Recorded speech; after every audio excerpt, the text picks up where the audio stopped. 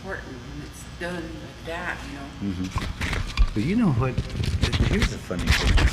And now, of course, now I have to go back and redo it. But I think we have probably about near 300 tapes in Dakota, Lakota, and Nakota. In fact, we have some in other languages too. We have some Western Indians that spoke in their language.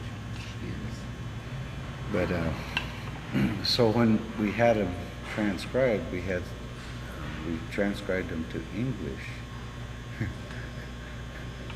Yeah. Well, we have people come through, you know, that we would hire to. They'd work for work study or graduate assistantship, something, you know. And then well, here's the thing, they forgot to do it in the language too. So now we're going back and saying, okay, we're going to pull these all out and we're going to do them in Indian and then the English translation too. So we have the South Dakota Oral History Center, our goal is to take an interview and try to reproduce everything in that interview. Telephone rings, for instance, that's another thing to be careful about. In that transcript, you'll hear them talking, and then you'll read telephone rings. So if there's anything missing, of course, and it's there, but you get a feel for what somebody actually sitting in there. And some people go, well, Then we try to reproduce that with a typewriter too.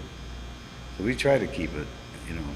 But you're right about the Indian. We're going to go back and do the. We're doing that now. We're doing the Indian. Actually, you should also work with the youth. That's what we do. See, yeah. And compare that, because I ask them sometimes, what is Lakota? What's that? Yeah. What that is.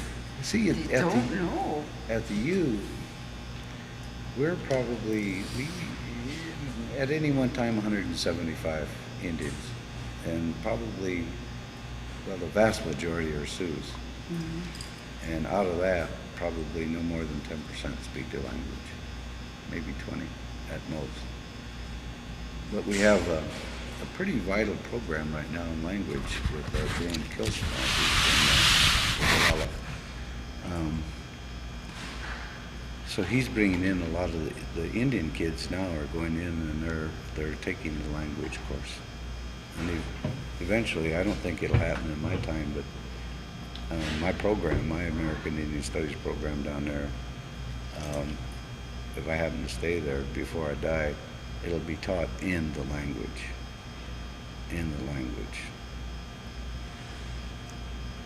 And that includes all them sociologists and all those guys. I'll just fire them and hire an Indian. Well, I won't fire them, but I'll figure out some way to do that.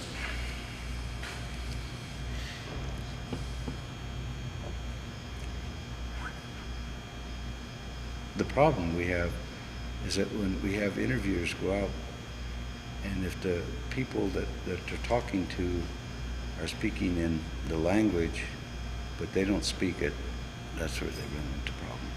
So when you're interviewing, you have to know, what they're talking about. You're sitting there and saying, well, you're crazy and I don't know why I'm talking to you. I know that, yeah.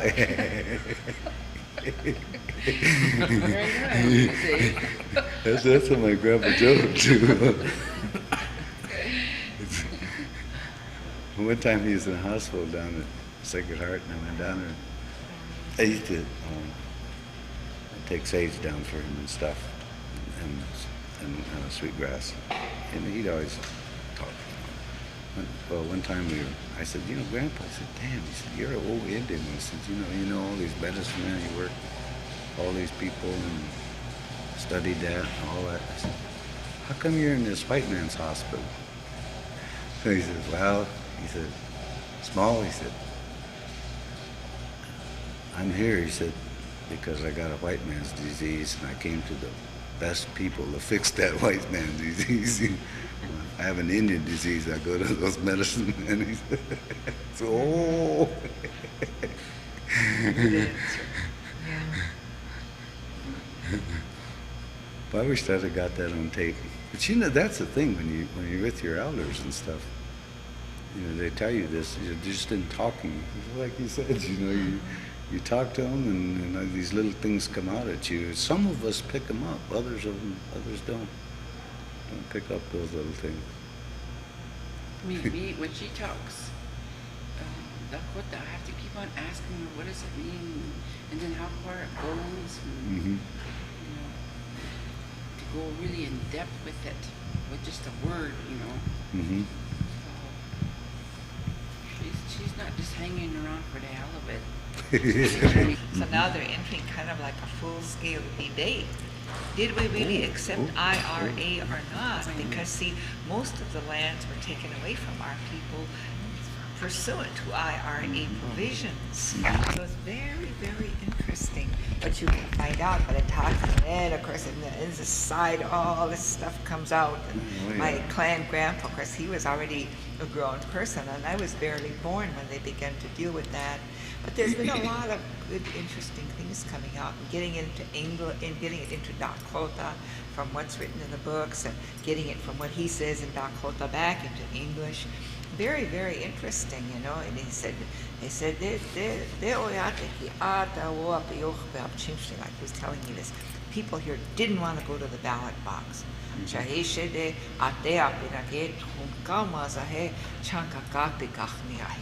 so he said the superintendent appointed Iron Boulder to be the first chair.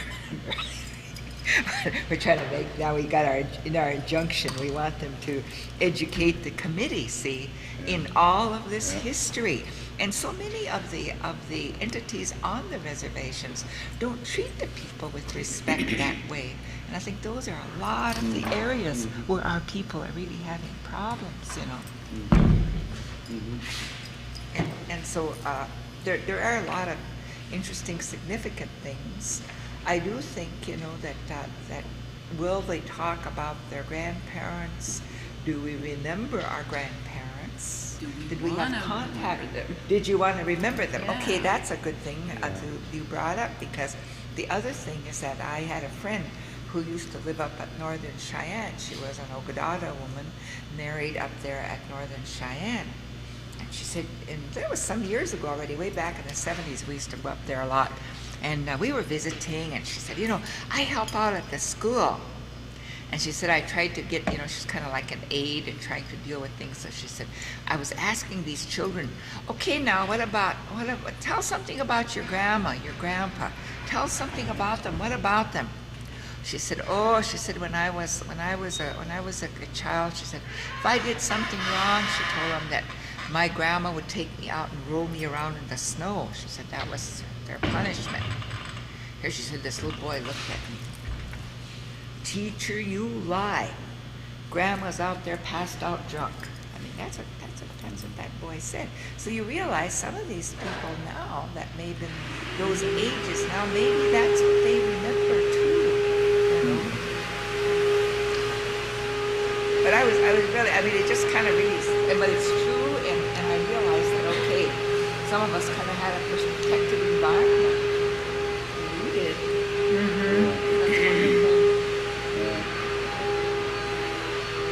Well, maybe we should go to lunch, because I think that noise is going to take everything away. Okay. Anybody hungry? I think I'll just go down the questions and then just try to answer them. However you'd like to do that, yeah.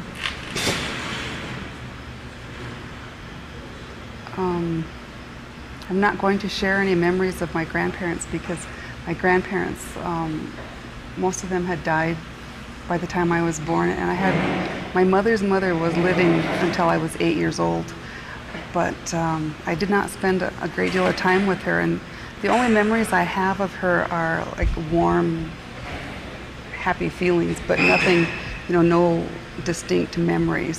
So I know that she loved me, and that, you know, we had a good relationship that way, but she had many grandchildren.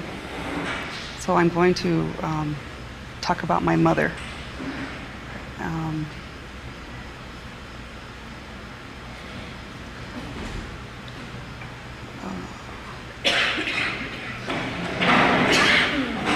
I thought that Judy was interesting. I think she's a very brave woman to sit down and say all these things about her life and just forthright. And a lot of that I had been through myself, but I'm not the kind of person to sit down and say, this happened to me. But my father was German. He was an alcoholic. And my mother had many children. She had me one year, the next year she had twins, and then the next year she had my sister. So she had all these little children and an alcoholic husband. And she had a very hard life. My father died when I was about 8 years old. He was drinking, and he died as a result of a car accident because he was drunk. So the best part of my life with my mother happened after his death because she was able to take care of us better. And we grew up in Valentine, Nebraska, which is like 42 miles south of Rosewood Reservation. And again, like I told you earlier, my grandmother didn't want any Indian son-in-laws or daughter-in-laws. She wanted them all to be white because of the things she learned in boarding school. And so that's why my mother was in Valentine, and that's why she married my father. She actually married him to spite my grandmother because she didn't love him, but because of that, she had a very hard life. Once he died, she took us back to St. Francis, and she got a job at St. Francis. And so I spent my young adulthood in St. Francis on the reservation and learned how it was to be around her relatives. And that was a good experience because in Valentine, Nebraska, it wasn't a good place to grow up when you were as impoverished as we were. So I think I learned a lot more from my mother after my father's death.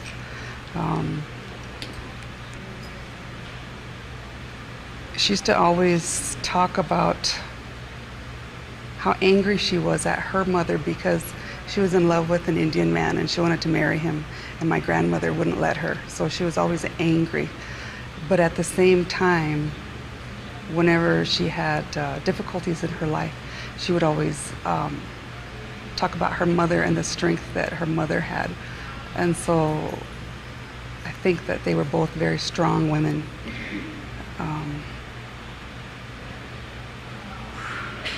So I guess the main value that I learned from my mother was to be strong during bad times, you know, not to whine around, I guess, and just deal with it and go on. The most memorable historical events that she talked about was the Depression, because she was born in 1920, and that had the greatest impact on her life. And so we heard a lot of stories about hard times and boarding school. She went to school at St. Francis. And like I said, she almost died there because she had pleurisy. She also had a nervous breakdown when she first went there because she said she couldn't deal with the historical Bible maps on the wall where they have all these demons from hell and devils and all that kind of stuff, and she had a nervous breakdown. She couldn't stay there. They had to come and get her and take her home because that was too much for her. And I think that's probably because she had learned such a different philosophy from her father. And I think that's why that was so hard for her. I'm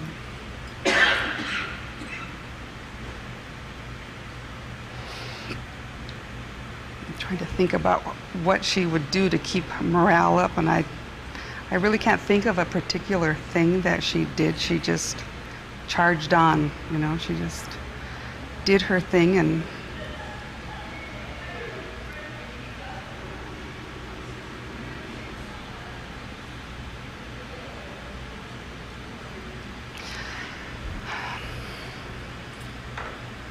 trying to think of what kind of emotions.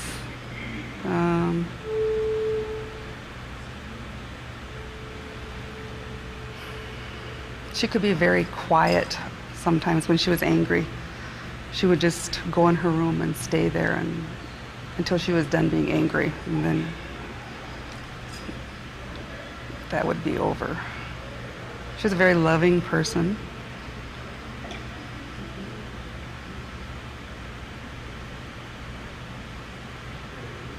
I think she was the most happy with her children and in our successes. That made her happy. She was not interested in having a lot of money or that kind of thing. She enjoyed gardening. And I think that maybe her mother had gardened also, and they probably learned that at St. Francis because they had those community gardens, and so they probably learned that there.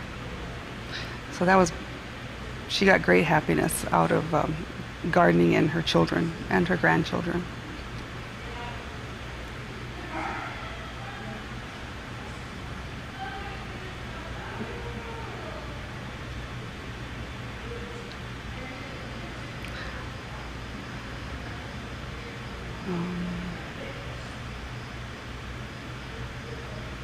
I guess that's how she would have expressed her quietness also. I grew up in Valentine. I went to school with non-Indian people mostly, and so I learned to talk more. And when I went to St. Francis, I was always yak, yak, yak, yak, yak. And I got elected vice president of the class, and I was standing up there trying to lead a discussion, and everybody was just sitting there looking at me, and it finally dawned on me that I was talking too much. And so I still talk too much, but I've learned that was an awakening.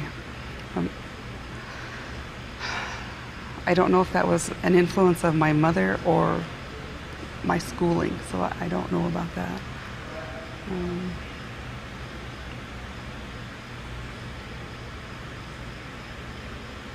She was good at helping. She always had people coming to the house and visiting. She lived on the corner, and there were 4 houses in the corner, and they were all these women that were in their 50s that all had children. They were all widows, and so they all became friends, and they used to go to one another's house and have coffee and that kind of thing. And 2 of the ladies were more traditional, spoke Lakota, and my mother and the other lady were more mixed, and they spoke English. And I learned a lot from those women and their visits at coffee and talking about their children and that type of thing. So I didn't have grandparents, and my mother's brothers and sisters had all moved away. They left in the 40s during the war, and they ended up staying in Washington State. So I learned a lot just from these women that visited in our home.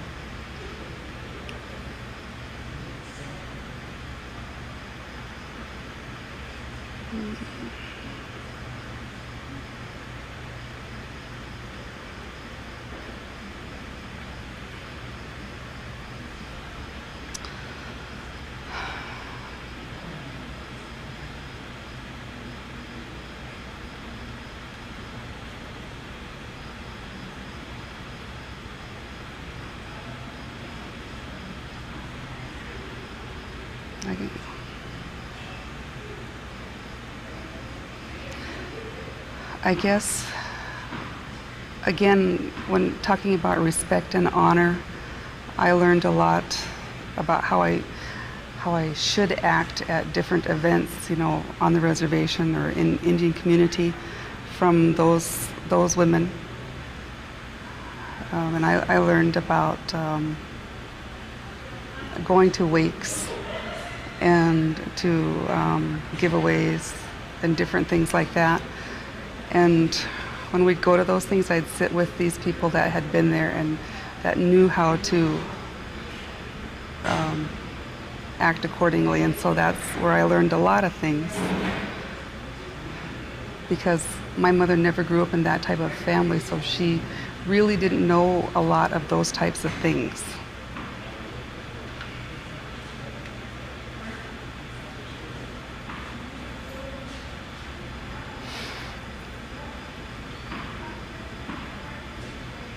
I think one of the oldest persons I can remember who was actually not really a family member, but his name was Dick Fubu, and he made pipes.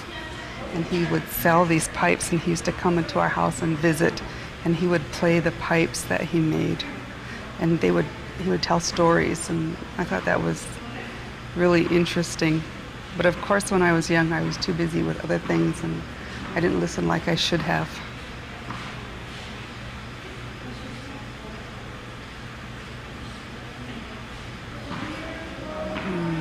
I have an auntie, her name is Alice Fourhorns. I think that she's probably the person who's had the most positive influence on my life. And she wouldn't sit me down and preach or anything, but if I did something wrong, she would gently say, you know, you shouldn't do that, or you should do it like this.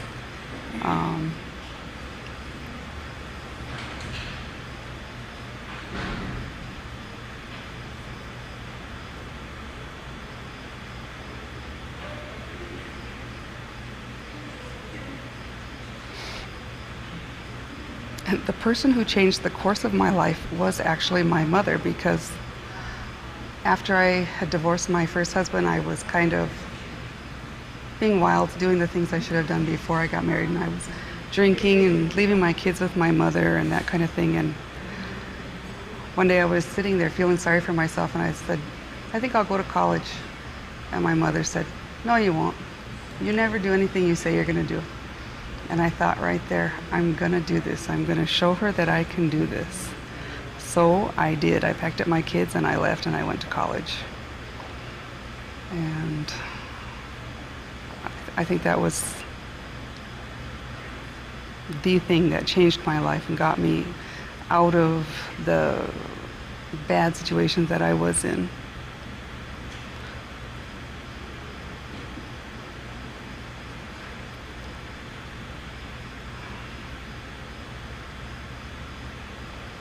I think that people should take better care of their children and their grandchildren.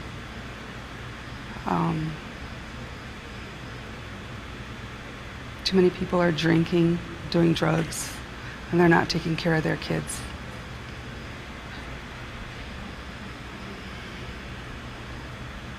They should talk to them more, explain things to them. Don't be angry and yell at them.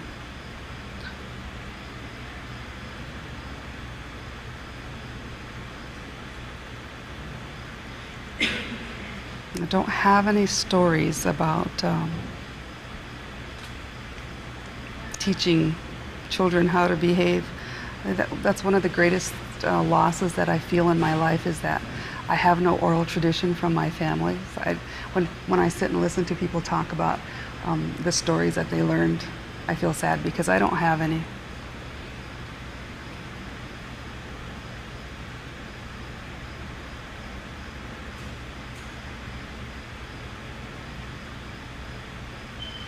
I admire the people who raise their children in a traditional way, that give them ceremonies and give them names and, you know, do giveaways and that kind of thing. I admire those people. I think more people should try to do that.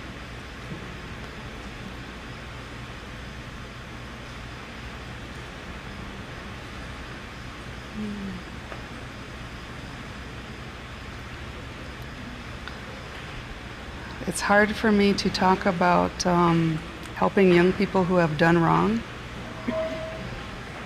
because there was a young person in my family who did a very bad thing, and I can't forgive that person yet, so I find it hard to think about those types of questions.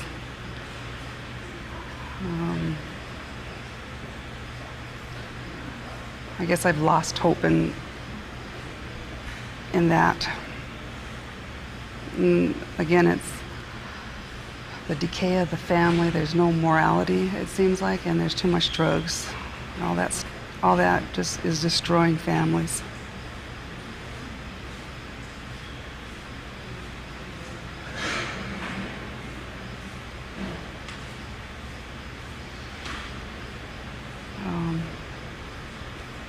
I don't have any easy answers for all these things because it's a very complex problem. And when you're in the middle of an experience, it's hard to think about ways to make it better when you're too busy thinking about I'm angry or, this shouldn't have happened. So somewhere someone has a good idea. I just don't know where it is or who it is right now. I think that's my story.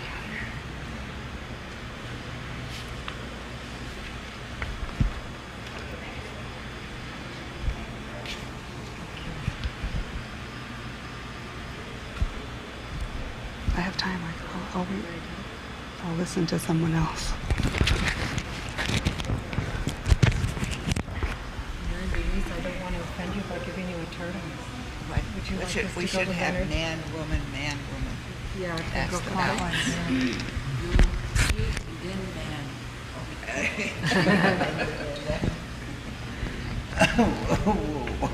You're shocked every time, aren't you? Let me see. I guess you can figure out how to put that on. Huh? When it is on your clothing, it doesn't have as many crackles and pops. Well, shoot, I don't, I grew up with a whole bunch of people, and a lot of me, I'm still kind of discovering because I'm so much of everybody else. And I was born in 1944 in Wagner Public Hospital. And then we lived, it was back in the days when we still had horse and wagon, and that we didn't, well, I don't know, that was just the way it was. And I never thought about, until later on, I never thought about all of these kinds of things that I address today in my classes that I teach, and these kinds of things.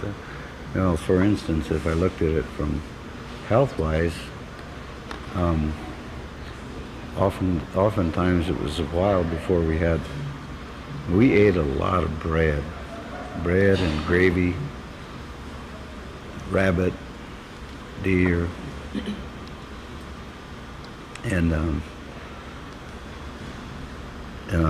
choke cherries.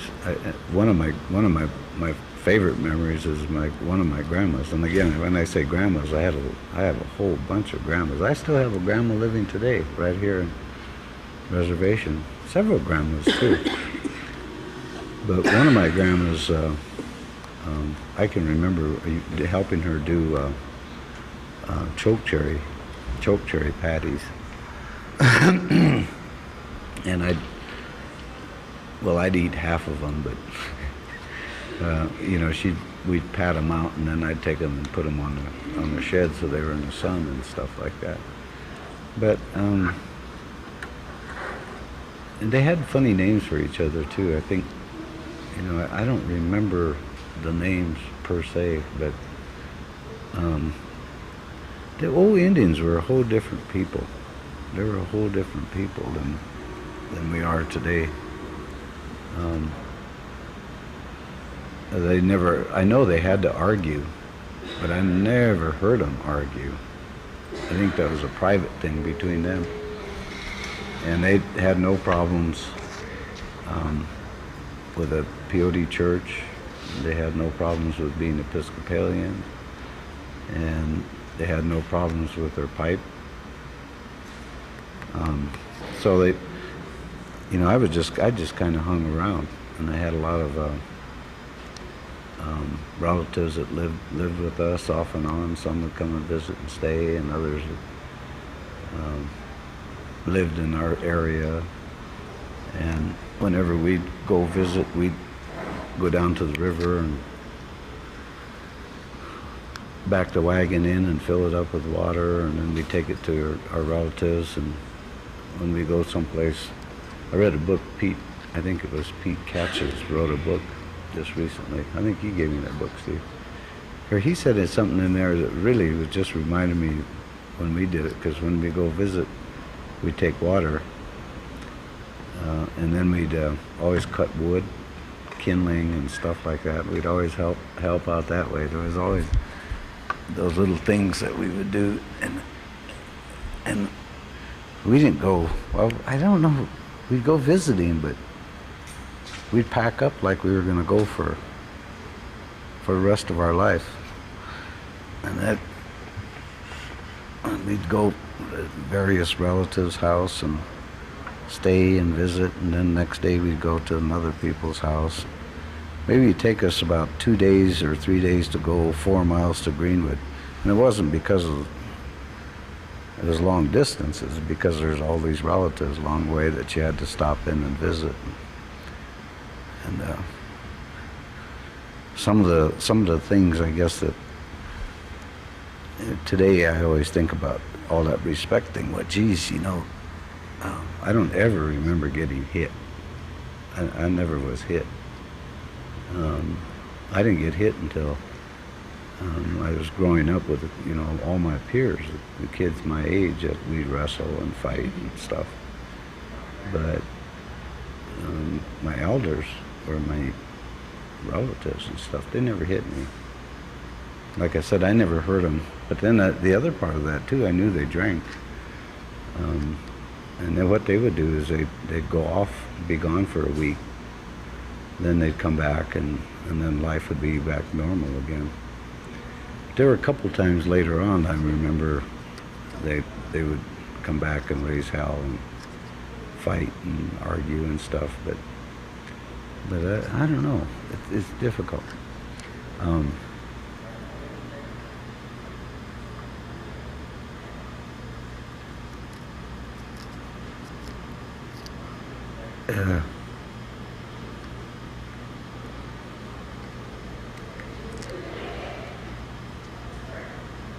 When you live like that, with a lot of people going on, I mean, with a big family, there's always something going on. There's always something going on. Like when we go to a peyote meeting, we'd pack up on Fridays, and then we'd go up to the church house, we called it, and we'd camp out. And my grandpa had a teepee, and we put the teepee up, and then we could stay there. And sometimes they'd have the meeting in the teepee, or sometimes in the church house. But all the relatives would come from all over the reservation. They'd come in, and we'd just be a big family, and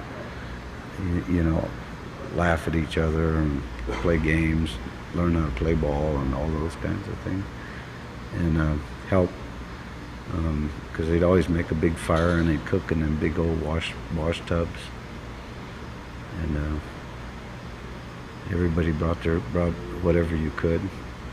And it was the same with going to church too. You go to Episcopal church, it wasn't like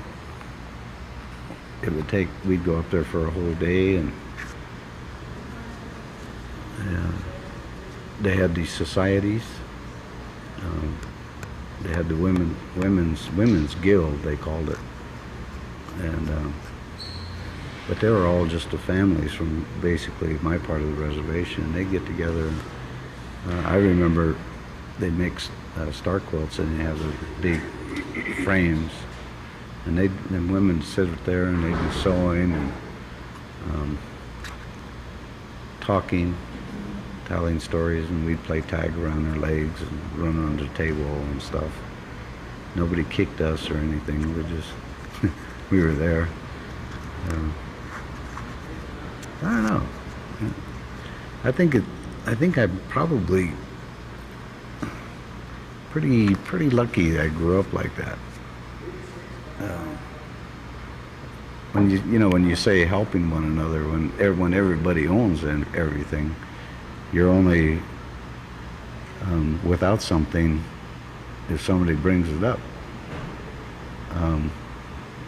Yeah, we used to like to go up to the store in Greenwood and get suckers and candy and stuff like that, but we didn't live with it, so we never thought about it. Then we'd have our relatives come down from up here, and my grandpa War Eagle, he used to really make me laugh, because that's when I first started finding out about the differences, and he'd say, okay, he said, all you boys, he said, I'm gonna give you some money so you can go over to the store and buy some candy. He said, now Ivan and Pinky, I'm gonna give you a lime. And he said, small change, I'm gonna give you a dime. He said, you save 10 of these limes and you'll have a lollar. That's how they talk over there, he said. So, we started finding out those kinds of things. They used to talk about our families too, back a long time.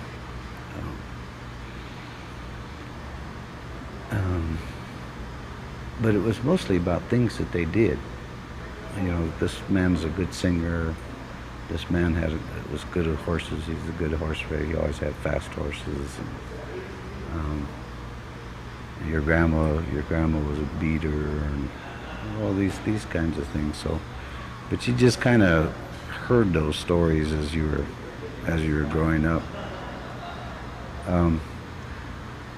They always told me to be respectful, and they use that word, respect.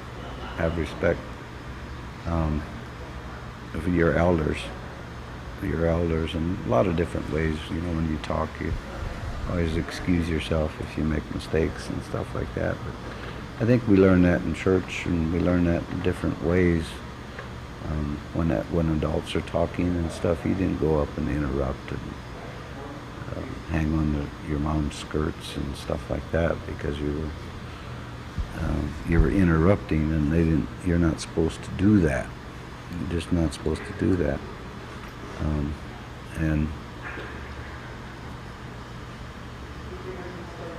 I have aunties and uncles. I don't even know their name. They're just auntie and uncle. When I see them, that's all. They're my aunties and uncles, and I've known them for 50 years. But that's the way they said you had to do that. In fact, I used to think my Uncle Clarence that was his first name, was Uncle, because I didn't know his name was Clarence till later, till I went to school. And they were like that. And that was the way you addressed everybody. You didn't use their names. And like I said, some cases I didn't even know their names.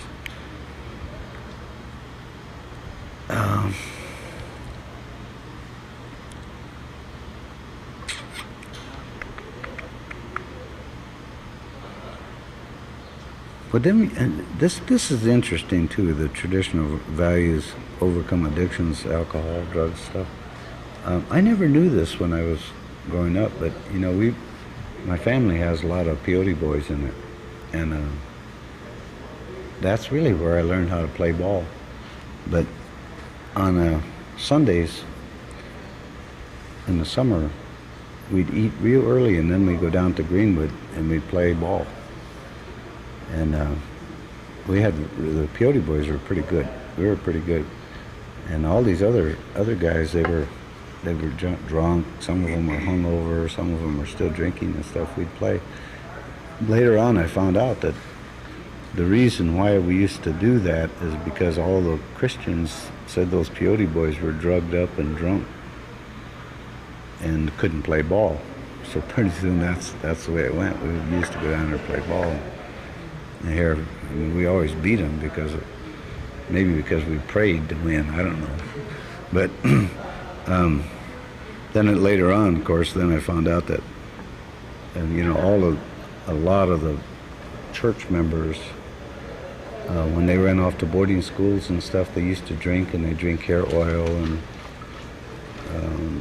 lotion and stuff like that. They get drunk.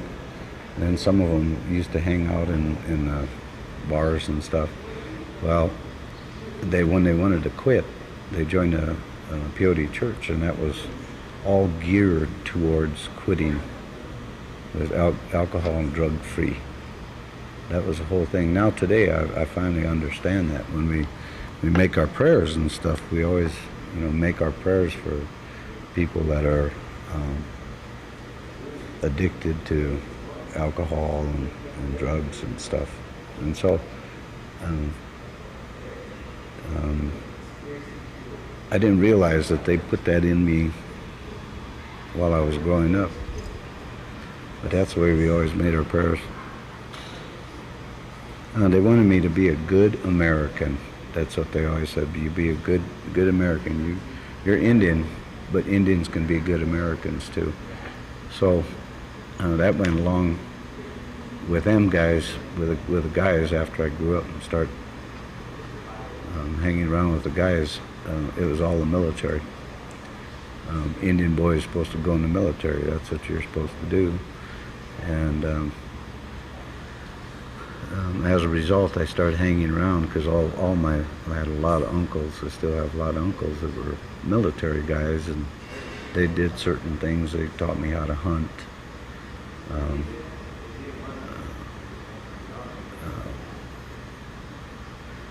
They always go to Memorial Day and Veterans Day, go to the cemeteries and sometimes do ceremonies, but basically just honor the vets that were gone before. But they always said that we had to do that. We had to, that was the way that we would be good Indians, is to be good Americans. Now I think that's kind of funny, but who knows?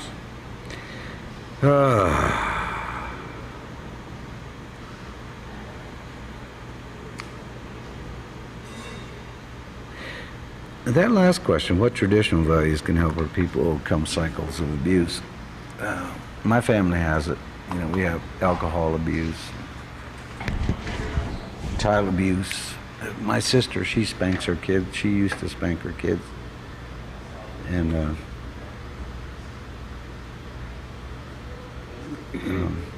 sexual abuse. I know we have that too. I know my brother did that. But I think what's really helped me is because I remember all those other things. The first person that has to heal is myself. And every now and then I have some bad feelings because of the way things are in the world. But then I flip back into those other great things that are going on in the world. And those are the most important things as far as I can see. So, like on these children that were committing suicide, you know, boy, for me, I didn't even know what suicide was. I thought that was Japanese that fly those airplanes into ships and stuff, you know, that was suicide. It wasn't an option for us. But then today we see that, you know, and one of the ways I saw and I see, I don't know, and it's been being done. It's being done on this reservation too. But to return, one thing is a horse. You know, really, I grew up with a horse, and I never had my own horse, but we had about 6 or 7 horses there, and well, actually I had 6 or 7 horses. But boy, I mean, you know, when you had to get up in the morning and it was really cold and you had to go out to the water trough and break the ice so they could drink water, and combing them, and just horse care, all the time that I put in on that, I think that taught me. In fact, Big Red was my best friend until I was about 7 years old and we moved into town. The horse was my best friend. And I think that is one thing that we can use in certain cases to help folks today, folks that are all a little off center and that kind of deal, is go back to horse. The Horse Nation has a lot to teach us, and we can learn a lot from that. You know, alcohol, drugs, gambling addictions, shoot. A horse takes up so much of your time, you don't even have time to do that. Besides that, you get drunk and try to ride a horse, he can kick you off, you know, and buck you off or something. So you're not going to do much good that way.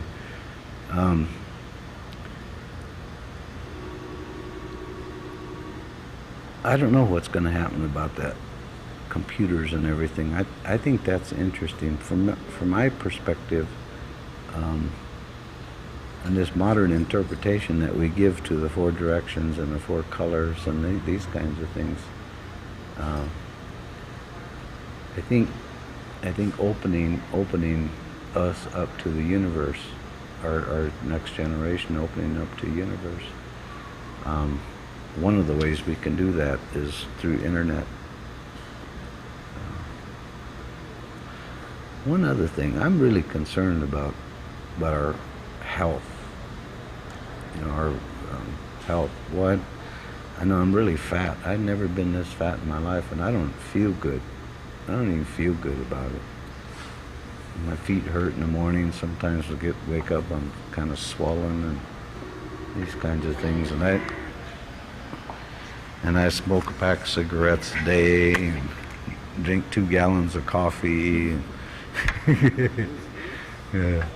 Well, I don't know. Maybe I should smoke some lean and mean cigarettes, huh? Go back to Bull Durham. Go down to the river and get some driftwood. I'm not smoking on that. Okay. But our diet, you know, I think a lot of our sickness amongst us today is our diet. We just don't eat good. We don't eat what we should be doing. And yeah, the psychologists, they'd say, well, if you don't feel good about yourself, you're not going to feel good about everybody else or the rest of the world. That kind of stuff. Maybe that's true.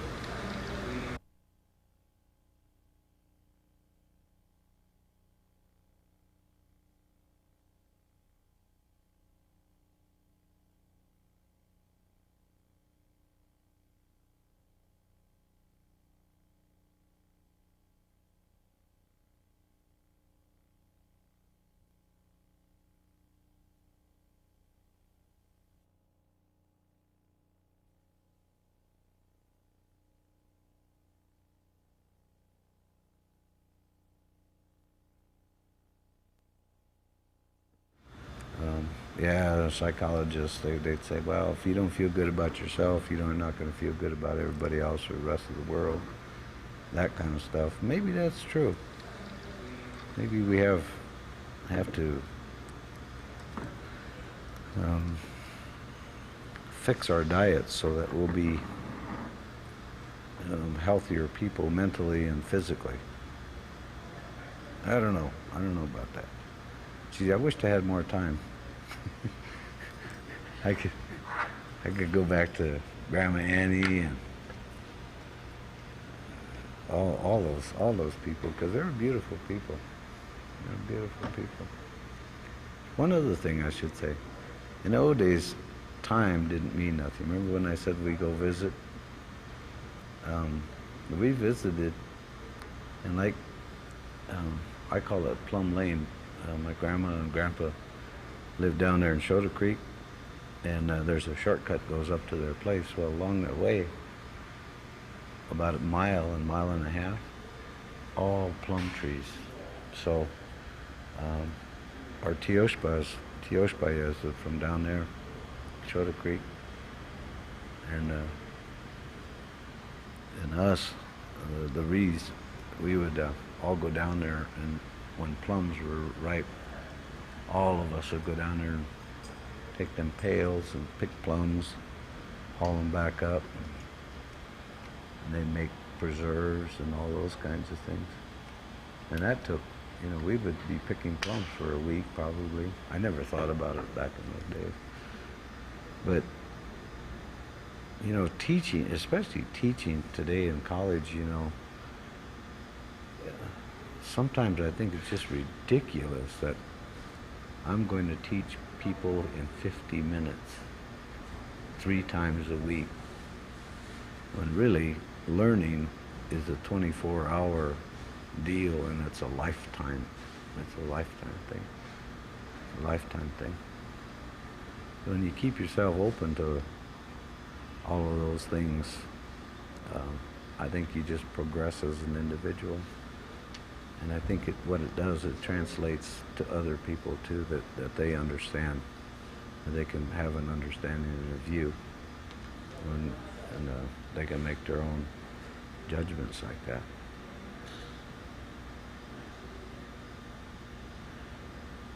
One thing I haven't been able to learn and to do myself, that I know that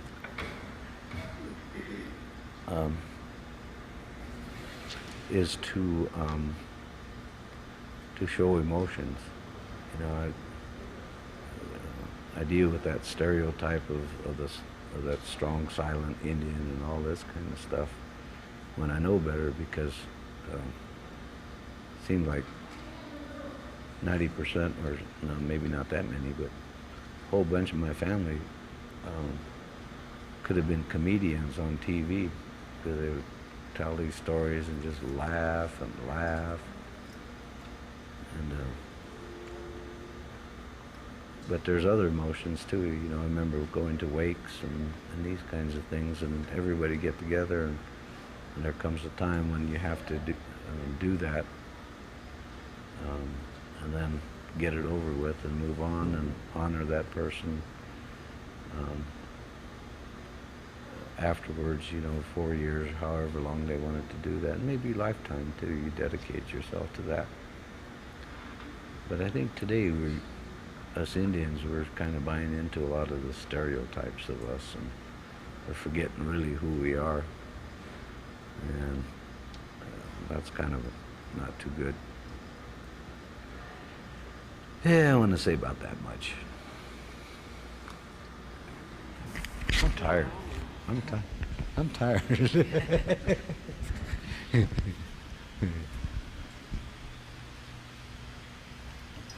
Mills wanted to introduce Kelly Joe.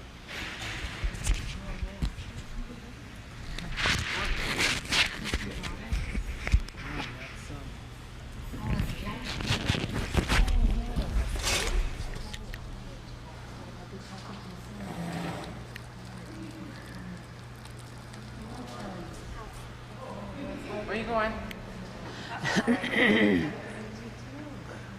We say our names again? Okay, my name is Judy Whitebowl, 55-year-old cute little Indian, and I'm going to tell you all about it. I want to talk about my grandparents now. There's one that really stuck out in my life, and his name is Amos Dog Eagle. And they raised my mother. My mother, they gave my mom to them. So we lived out in the country, and I was pretty young by then. And my dad and them, they built a log cabin and no floors, you know, it was all dirt, you know. And we had a winter and we had a summer home. In the winter, we went into the log cabin, and in the summer, we lived in a tent. And that was pretty neat, I thought. And it was not too big of a cabin. It was like small, so we all fit in there. We had blankets put all over it on, and then we all laid next to each other. And whoever my mom picked for that night got to scratch her back. And we always wanted to do that because she told us stories, you know. And then the one story that she told us was about the owl, and how a long time ago they disciplined the children. And it's pretty harsh the way this story was. And what the owl, if you cry all the time for no reason at all, or they'll put you outside, and you have to stay outside. And then, well, one time they did that to this little boy. He used to cry all the time. And the owls came and they got him, and they took him away. And I was trying to remember what happened to him afterwards, but I think that he had still his face, but he had the body of the owl. And And that was the story about children getting out of hand, that they will turn into owls, and they will have to sit outside, like just like they made him sit and cry all night. You know, that's what the owls do. So that was one of the stories that really stuck in my mind. My grandma, I didn't particularly care for her that much. She was kind of mean. She always slaps us on the head and get out of here, you're all dirty, and stuff like that, you know. And I didn't just care for her that much. But my grandpa, this was like he would never say a kind word to nothing, anybody, the weather, anything. He was always so kind, you know. And I said, jeez, there is one kind man, there must be others. But I never found one. I mean, you know, in my mind, there was none. The men they were all mean. They were all tougher than me, and I couldn't fight them, so they were all mean to me. And I loved it during that time, because when I went to college, I used to write stories about it. During that short time that I lived there, we got to go swimming every day. We got to go fishing, whatever we wanted to do, we could do. Climb trees or go take an adventure, walk down in the creek, you know, and just walk along, get lost somewhere way down there and can't find their way home. Or my grandpa had a horse that really loved cherries and plums. So when my grandpa and them would all leave, we'd go get the horse, you know. And he knew what to do, you know. We didn't put no bridle on him. All of us, we all jumped on him, and he'd go to the best places where they had the best plums and the best cherries. And he'd be eating away, and us guys too. We just eat. And we'd get kind of nauseated and stuff, but that horse wouldn't quit. He never got sick from it. He all just kept eating. He even ate cactus. Couldn't believe that. You know, when my uncle died, my grandma, she cut off her thumb like this. She had really long hair. She cut all that off, and I think they burnt the hair. They said no hair can be floating around or anything like that. So she did that, and what she did with her thumb, her finger, I don't know what happened to that. What she did with it, if she buried it or whatever it was, but it was to like memorial for her son that died. And every night for about a week, maybe even more, she used to walk around the hills and be crying. And they say even now you could still hear her crying. And I hear somebody crying in my backyard right now.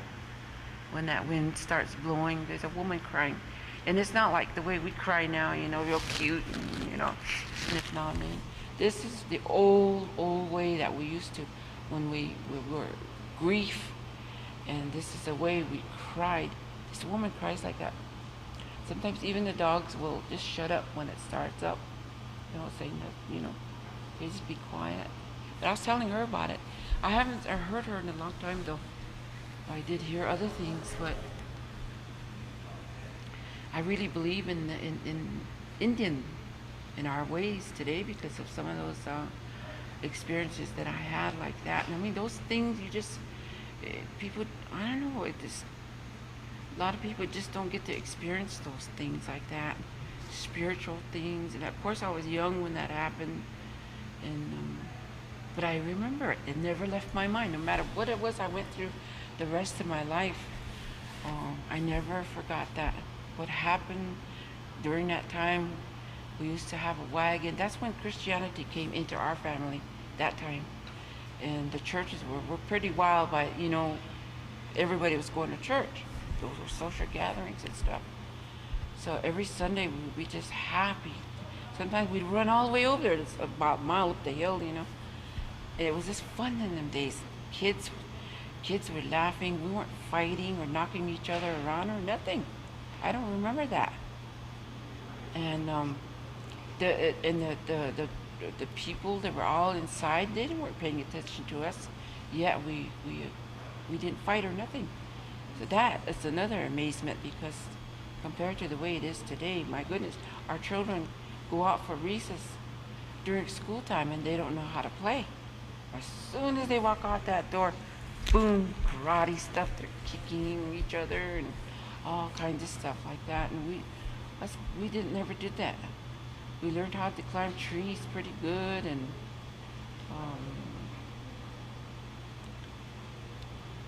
I think a lot of that changed after we left. I remember coming to Timberlake in a teen. We'd come over there and camp for about a whole week. There was some kind of doings there, and I couldn't wait. I couldn't wait to get to that restaurant and drink milk. All my sisters, they all liked candy and ice cream and stuff like that. Me, I wanted milk. I don't know why. Now I can't drink it, I'm allergic to it, so I like coming to those places like that. But yet, it was okay when we did go home. We didn't go home to no TV or no drinking or anything because my grandpa never let my mom and dad do that when they were there. They used to take off on us, My dad bought a Model T Ford, and he crashed it, of course, not too long after he got it because he likes to drink.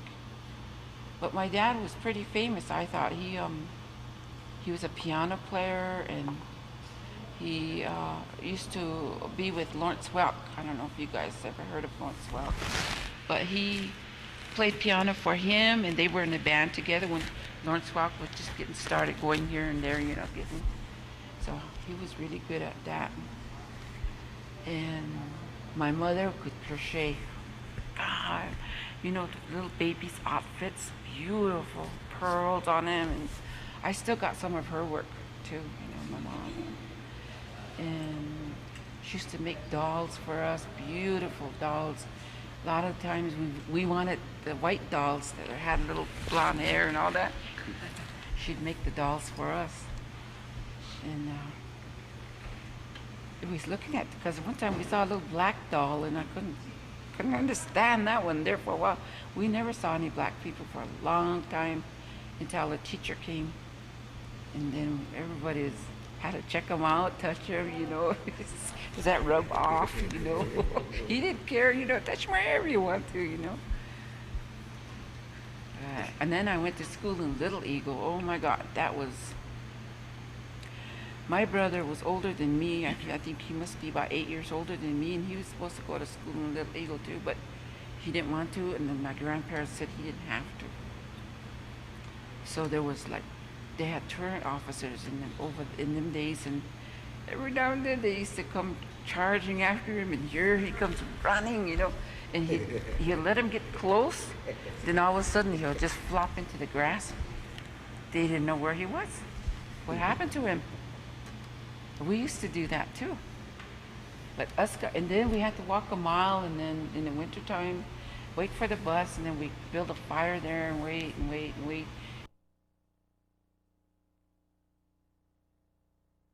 The abuse, I think, started when the white teacher said we couldn't speak our language anymore.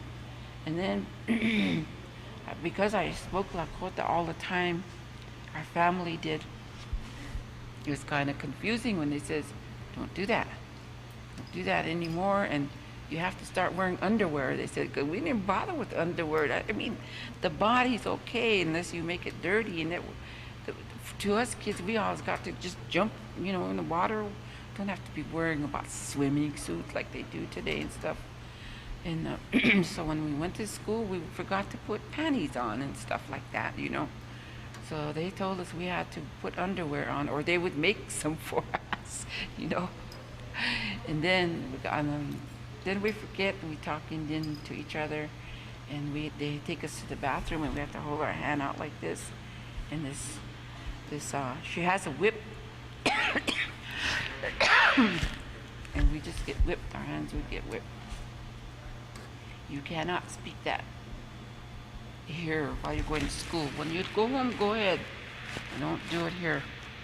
There was a lot of us used to get it every day.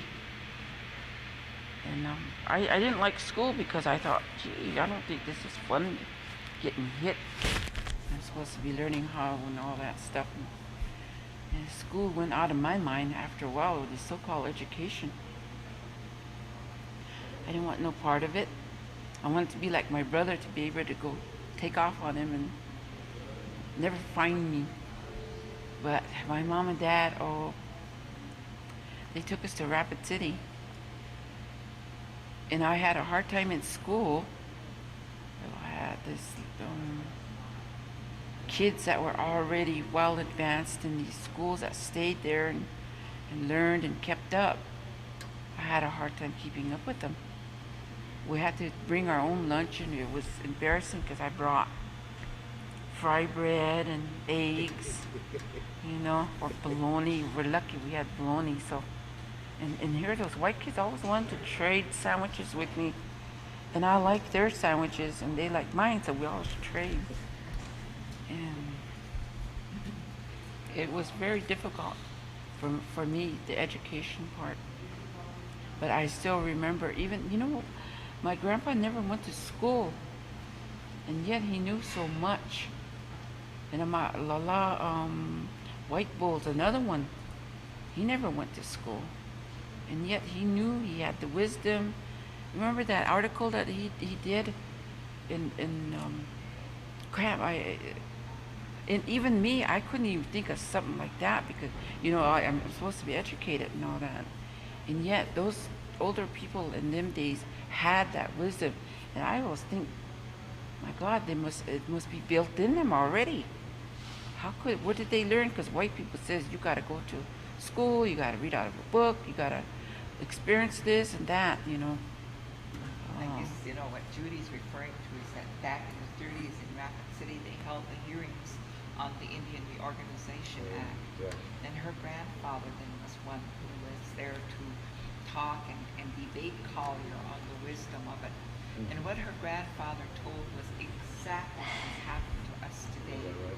He told how that all of the lands that were allotted to us would be gone from our families.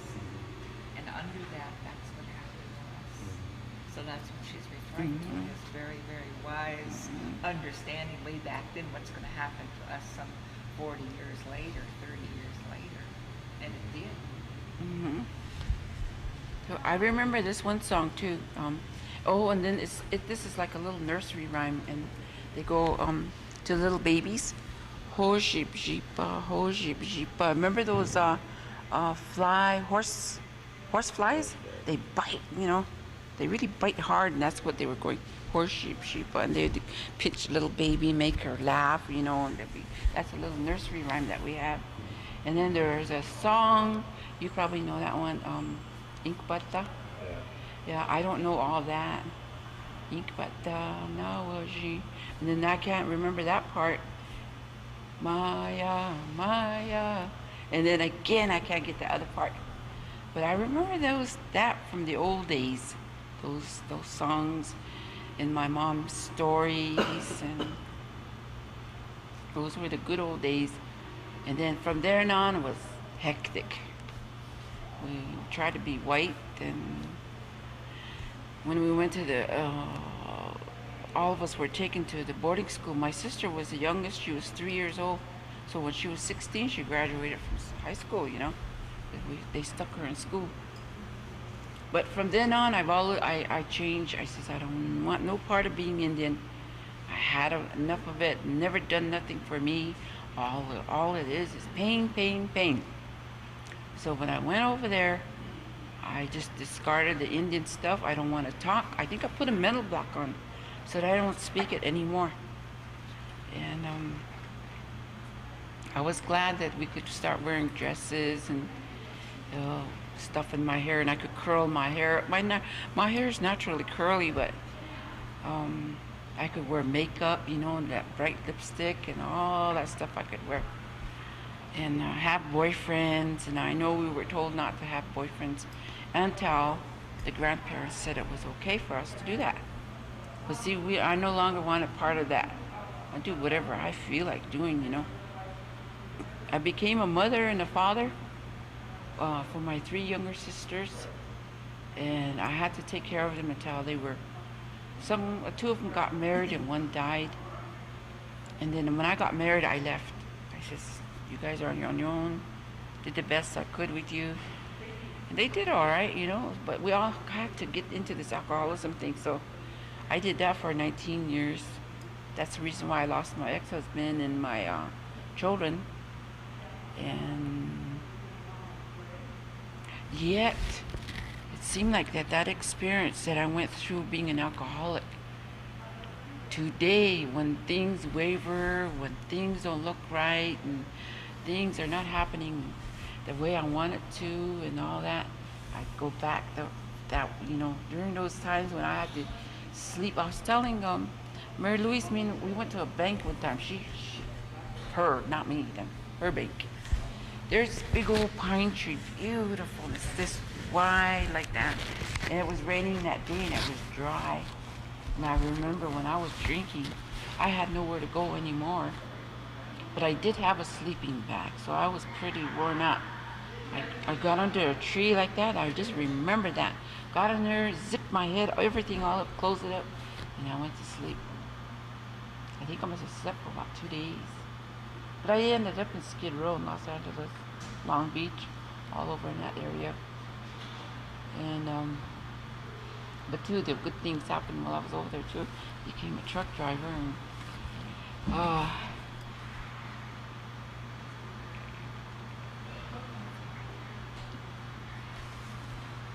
yeah, you're sitting on your hat.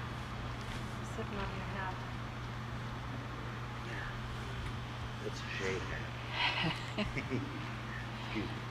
So I never knew about spirituality.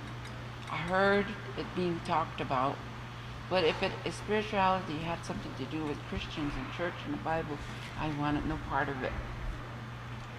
And so then, from then on, I was considered a heathen, atheist, whatever. But I still didn't want no part of it, and I still don't today.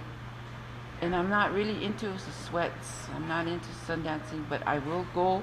I think that I need to go learn a little more about it. I don't have to stay there all day or anything, you know, just enough to learn something, I guess, whatever it is I have to do. But if you're a Christian, then if it's good for you, then do it. And do it to the best of your ability. Stop.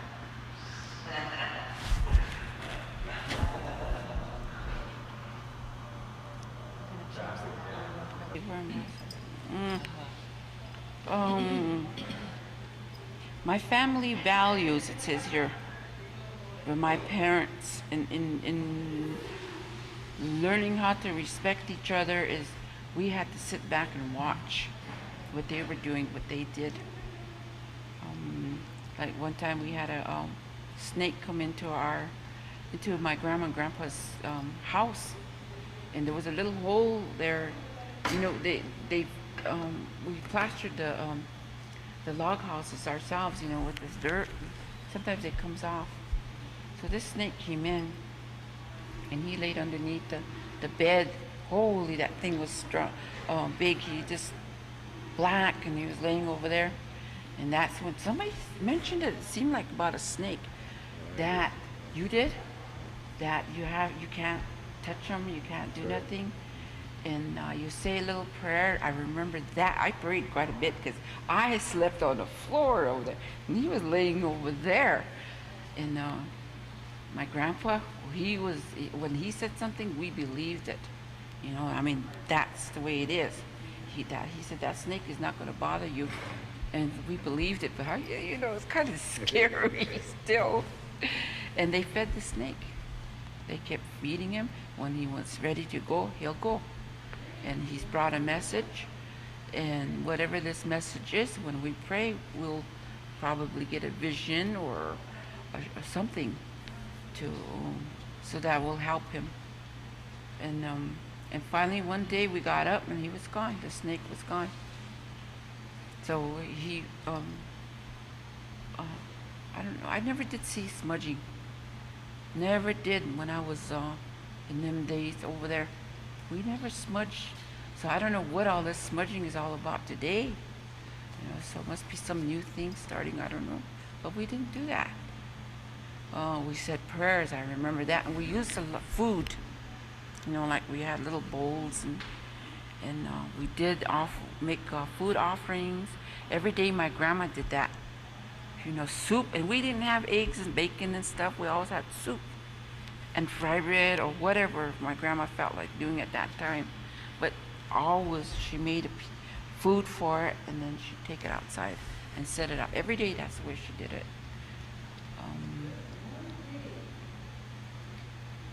We were taught how to make choke cherries, those patties, you know, dry them out, and in the wintertime we could use them, and timsalas. We got to go, and my best part is the wild onions, you know, little teeny ones. Oh, they're so, oh God. We used to make onion sandwiches, and and then we had a cellar, and we put, I don't know where potatoes came from, but I think we must have had a field somewhere, but every winter that place was just full of potatoes and dried cherries and plums and all kinds of stuff hanging up there. Beautiful. One of my nephew's uncles, he was really gifted, and he could take that timsala and just wrap it and make all kinds of designs on it, you know, and just hang them up. And I like even netting. That's how it was. It was really good. But that's what I like. And then it's like we respected the land. We didn't start fires deliberately or smoke. I never seen any of them smoke except for my grandfather, and he always had a little short pipe that he used.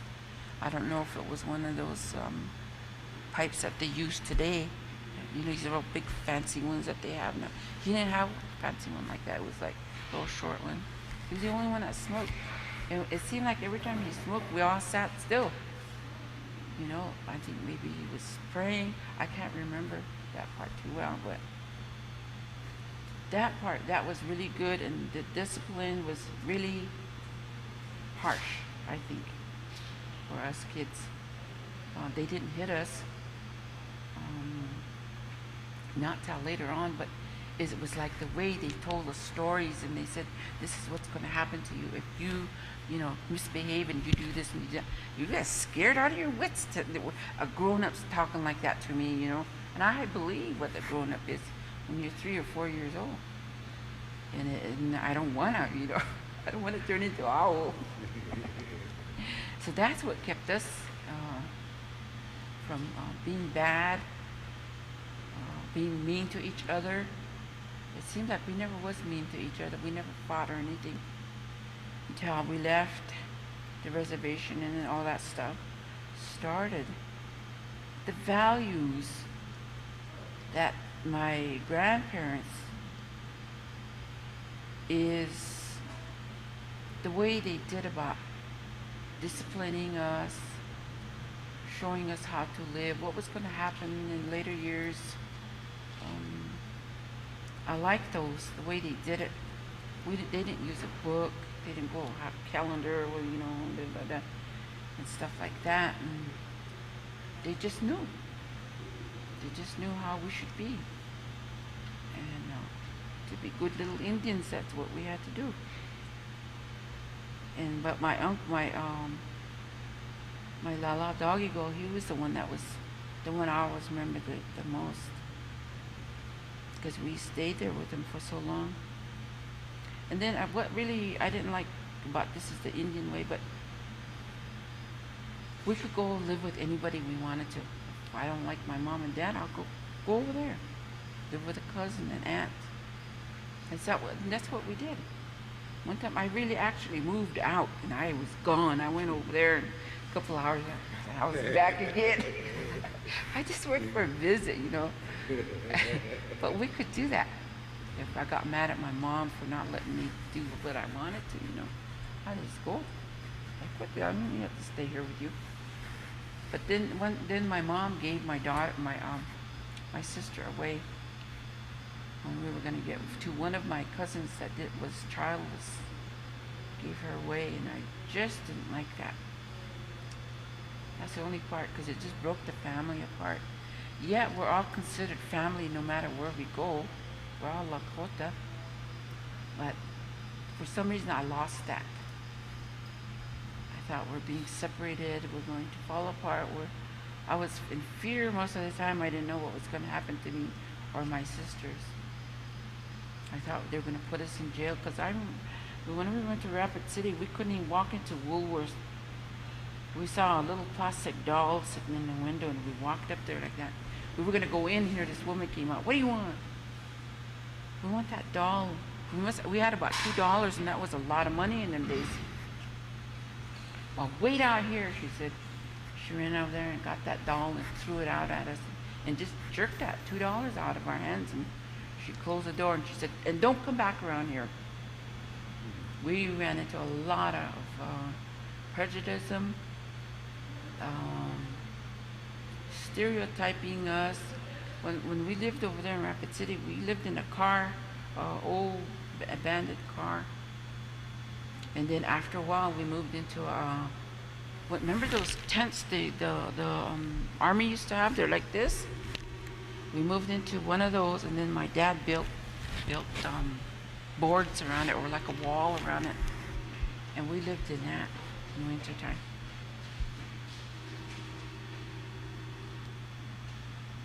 Yeah, it was kind of, and here today, we barely do that, go camping out, oh God, hangovers from allergies and all that.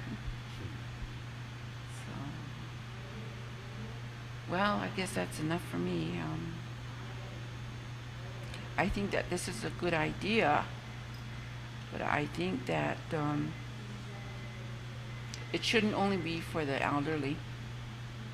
I think that it should be all who have experiences to share, even if it's just a little story.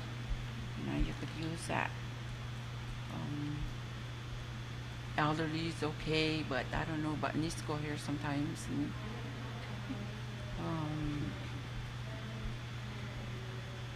respect and honor, and sexual abuse. I had that happen to me when I was pretty young, and I didn't like it. That's another story, so I'm not going into that one. My children and grandchildren, they're not Indian. They don't want to be Indian. Their dad raised them, and their dad is white. And they did come to visit me and stuff, but they didn't like the Indian way, so it's like, you know, there's nothing I can do about that. We have freedom of choice today. You don't have to be Indian if you don't want. I didn't want to be for many years. Hated Indians. Now all of a sudden they're so popular. I can't believe it. We get to sit there and talk wherever and ever we want to. Oh my goodness, I didn't know I was going to come up here and talk anyway. I thought I was going to go sleep out in the car for a while.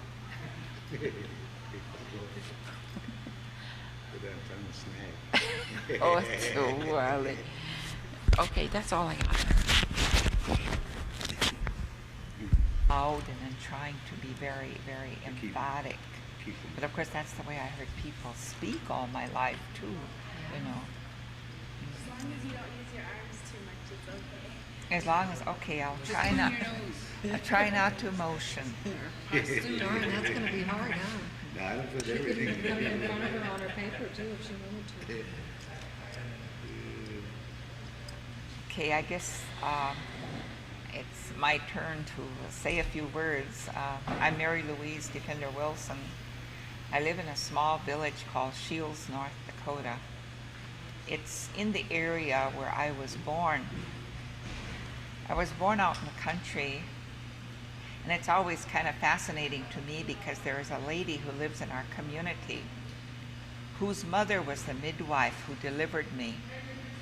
And Nellie always tells me what kind of a day it was when I was born. She said, your father came to get my mother to wait on your mother because it was time for her to deliver.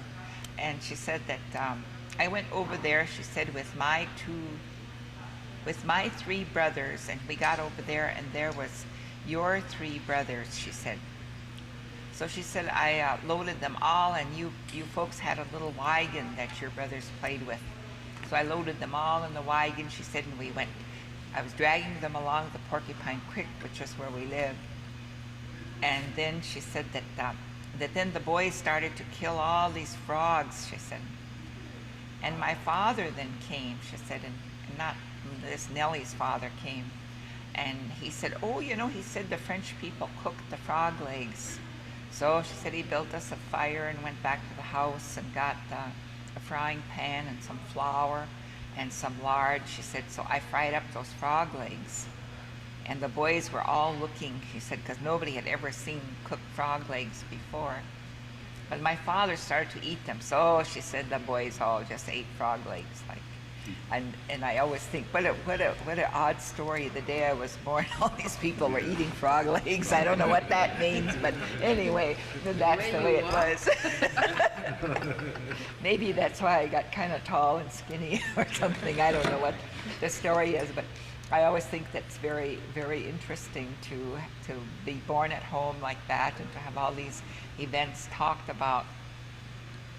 And as I was listening to people talking about their ancestors, I thought about, you know, the one that I guess is prevalent in my mind. The 2 people who are my mother's father, Matoa Kahanska, a very tall man who was past 50 when my mother was born.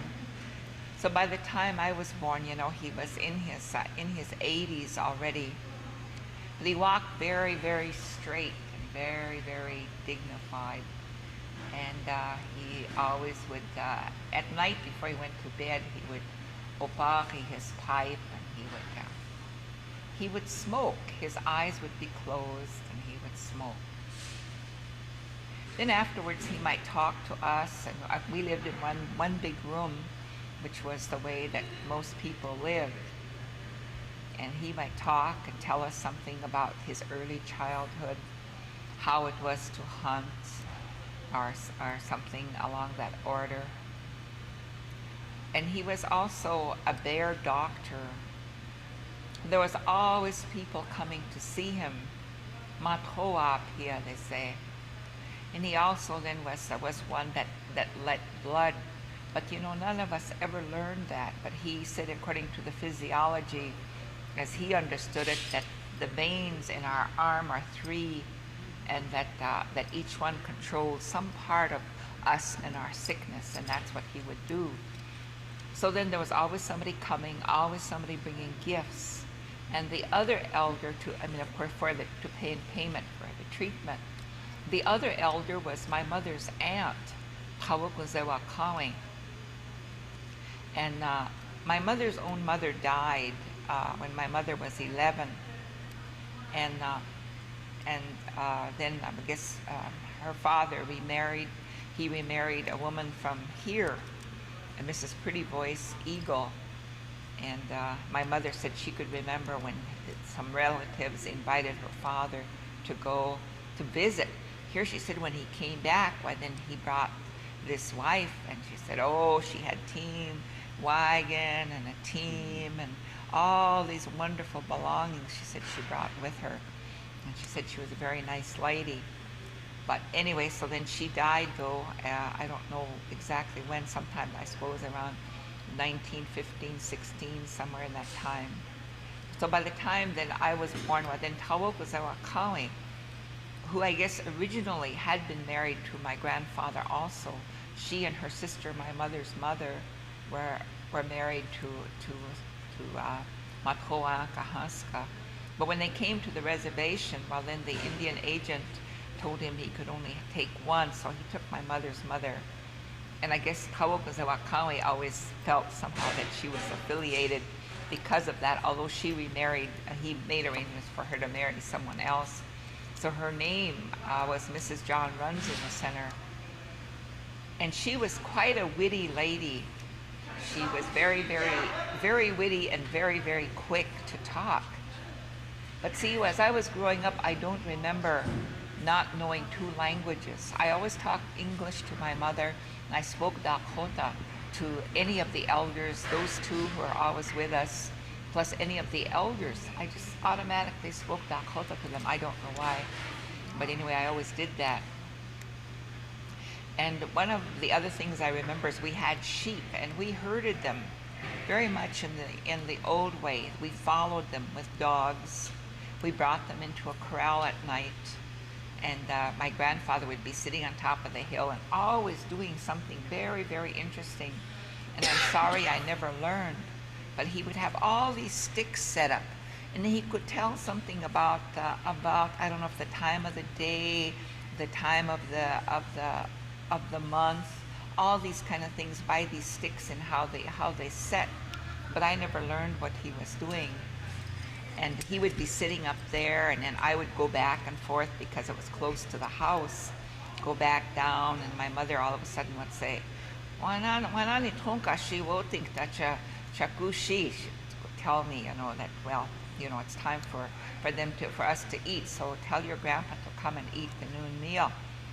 So I trudged back on up the hill, and I said, and of course I remember the first time I made a terrible mistake. I went and said to him, "Nihu wana waya think takel," and that was like saying your mother. See, he used to say Nihu to me when he was talking about my mother, so I thought that was her name, I guess. You know how we make these mistakes. So and nobody ever said anything to me. Nobody. I mean, he didn't even laugh. Oh, huh, I said.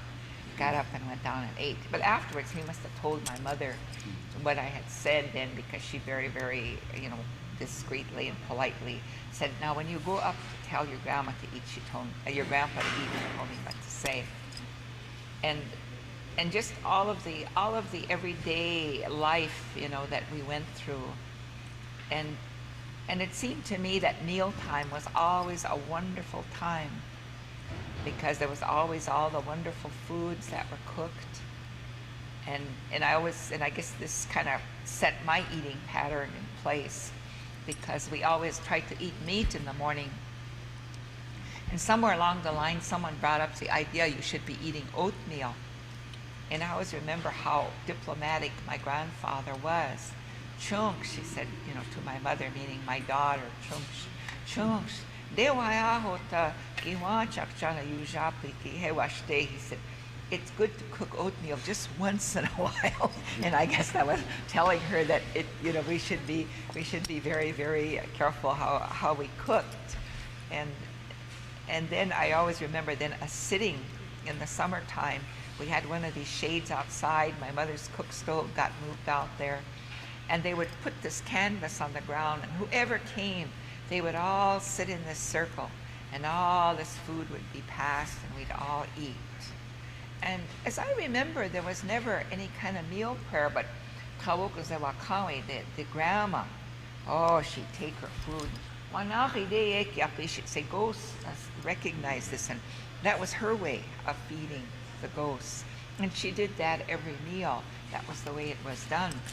And I don't remember anybody else doing anything like that. But anyway, that's one of the things I remember. I always remember eating all the squash and all the corn, and remember the mosquitoes. And my grandfather would be telling my brothers,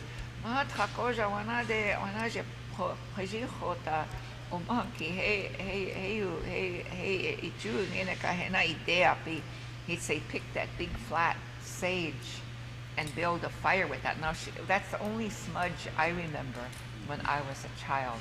They would build that fire, and then they would pile all this bush sage on there, the female sage plant. They'd pile it on there. It would make all this smoke, and it could keep the mosquitoes away. And the horses would come and stand somewhere in line with the smoke so the mosquitoes wouldn't bother them. And then I remember, all the harvesting that would take place, or all the people that would come and visit those old folks, the older ladies, the older men. And there was never any big deal. These old men would come. I remember Wakayuha and Dekute, that's owns medicine, and Shoot the Buffalo, and they would all come, and those old men would sit down, they're going to talk, and my grandpa would give one of them the pipe and say, "Deo Pachi," and they would just fix it, and then they would smoke. And I always remember they never chased my mother out saying, oh, it's your time of the month. Nobody ever said that. They just smoked, and then they'd sit and they'd talk, and then my mother would have the meal ready. And I remember one particular time that always stuck in my mind. Just think how supportive and how diplomatic and how they wanted us to live a good life. I remember when my mother was a great bread maker. She made yeast bread, she made biscuits, she made wigilion karape, ahoya pikabubu, all these different kinds of breads. This one time she made yeast bread, and it was particularly nice. She always made good bread, and these old men were going to sit down and eat, and he took this bread, and he said, "They are ahoya piki ha kia washte. They are kaya wagamu denakara nachecha." My Indian name is Wagamuhawi, which means gourd woman. But they would straighten it, shorten it, and they'd just say Wagamu. And when you say it like that, it means squash. So anyway, he said, I bet she made that. And there I was, you know, this goofy little kid that couldn't anymore do that. And I always remember them saying that. Other things, some of the ladies would comment, the older ladies that came, the wives of these old men.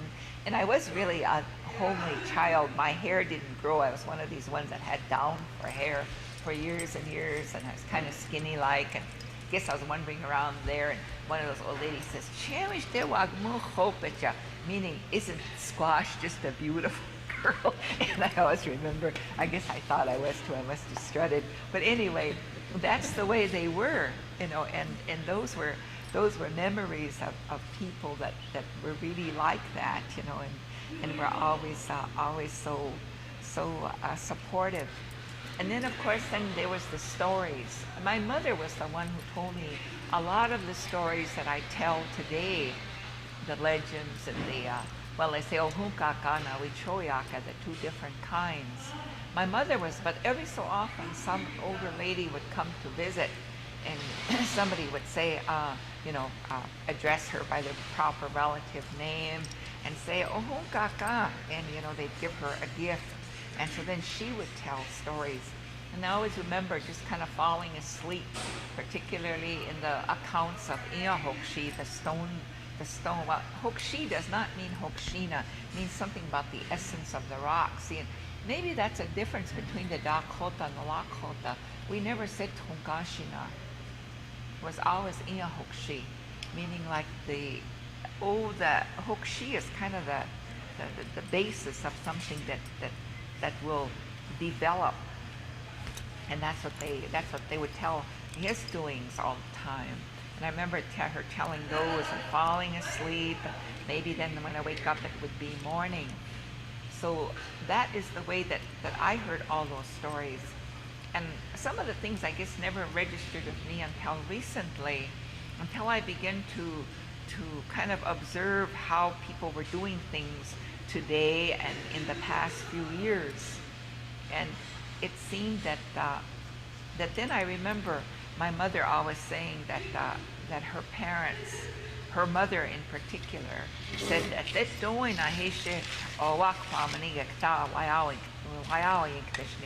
and so this was at the turn of the century, because many of the people who signed treaties knew that it was one of the treaty clauses that their children go to boarding school, but our people did not sign treaties.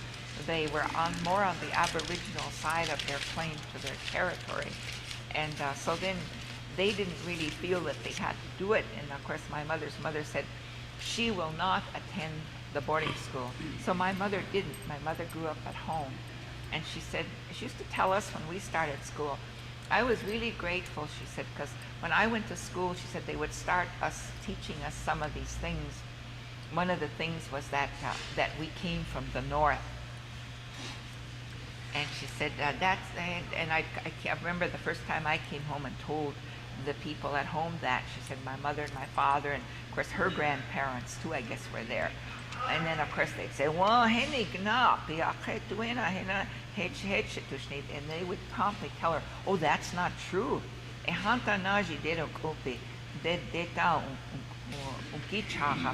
They would say, we came from the earth here. We never came from the north. And I guess this is what so many people buy today, the Bering Strait.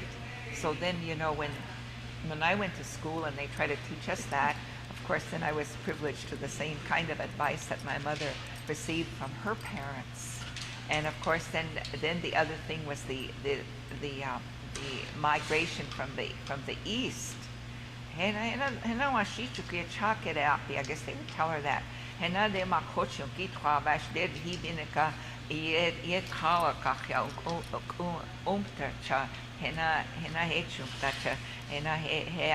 would tell her that they come with this idea that we came from the east because they came here and they're trying to act like this is their property and they won't feel so bad.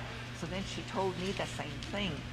So, and I think of all the different things that came into what was taught in school, and how then I was fortunate that somebody could correct that for me, the same as her parents corrected it for her. And it just seemed like there was always the joy. I can still see my grandfather, when the weather would get cold, he wore a fur cap, and he wore these blue woolen leggings, and he would have some kind of a coat on, and then he would be riding this white horse, and he was just really a very, very outstanding woman. And this Kawukazewakawi, this grandma, whenever she felt like it, she'd put a bundle on her back and she'd walk 5 miles to the substation. And people say she walked like the wind, and she continued to do that until she was 80 years old. And I always associated somehow the happiness that we had was associated with the food, the really wholesome food that we got. Anybody come to visit, well then my grandpa would say, well, you know, he would tell them, kill one of the sheep so this guest of ours could eat. And they would do that. Then every so often a car would come, and there would come my Hidatsa grandma, Wiyahaskish. She came from Keno, which was south of Fort Yates. And of course, that was the same thing with her too. Right now, he would tell my mother, so